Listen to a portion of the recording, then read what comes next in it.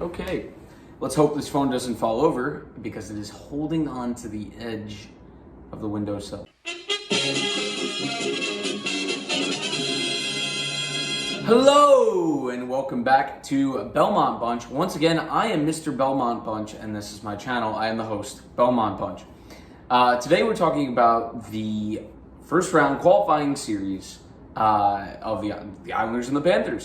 I was at a watch party. I will be sprinkling some snippets of video throughout the video. I did wear a mask.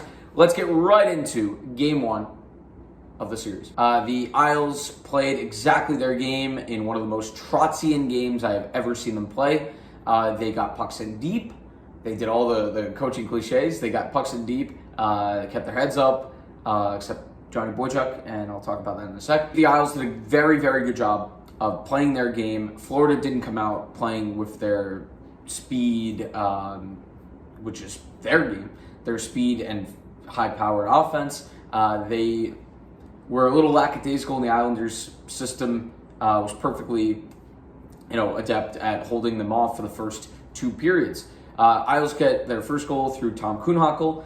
Tom Kuhnhackl's involved. That's why I opened with it. Tom Kuhnhackl, with a very good forecheck, lifts the stick of the defender. Derek Brassard, his line mate, comes in right on the goal line, 2-on-1, passes it over to the French connection in Jean-Gabriel Pageau, who has his first playoff Islander goal. And it's 1-0 Islanders at that point in the first period. Yes! Shots were very Islander heavy early on. The Isles at one point had like a 10-2 or 10-3 shot advantage. Period ends with an 11-9 advantage, but most of the shots from Florida keep to the outside. Felt all Islanders after one. Period two, Florida still not quite skating their game, but kind of getting back into it. Johnny Boychuk, who gets walloped by Mike Matheson. Johnny Boychuk, who also in the first period kind of ran into the boards pretty hard. Not by a Florida player. He was falling already, and the Florida player got a bit of a slash on his leg. And he goes in hard, holding his back. He survives that incident, but second one ends his game where Mike Matheson lights him up as he's entering the zone drop move, shooting the puck into the zone. And as he enters, a few seconds later, gets lit up with not an elbow, but a shoulder to the head. Would be reviewed to see if it would be a major 5-game misconduct, a 5-minute misconduct. But no, 2 minutes. I think it's fair. The targeting is a little bit questionable, but there's no elbow. Don't believe he leaves his feet much, like going into the hit. Obviously, you kind of leave your feet after it, like after the primary damage is done. Boychuk doesn't come back from that, but the defense still holds in terms of like the divvying up the minutes went very well. Trotz did a great job managing that. The Isles score on that power play, so they get the ultimate revenge, which is just play the game and win it through a little good interplay between Bailey and Taves, who was quarterbacking the power play. And he gets a good pass to one time over to Beauvillier, who does so, gets a bit of a screen from the Florida defense, through the pads and in. Isles 2-0. Florida, good response after that, played a lot better throughout the rest of the period. Isles get a great chance at the end of the period through Brock Nelson. He is stopped by Sergei Bobrovsky, who played a pretty good game after getting kind of lit up by Tampa in their practice game, their pre-postseason game against Tampa in that 5-0 loss. But looks pretty good against the Islanders, which is bad for us because, this game could have gone either way, even though I felt the Islanders were comfortable. They don't have a crazy amount of offense to put teams away, even when they are outplaying them.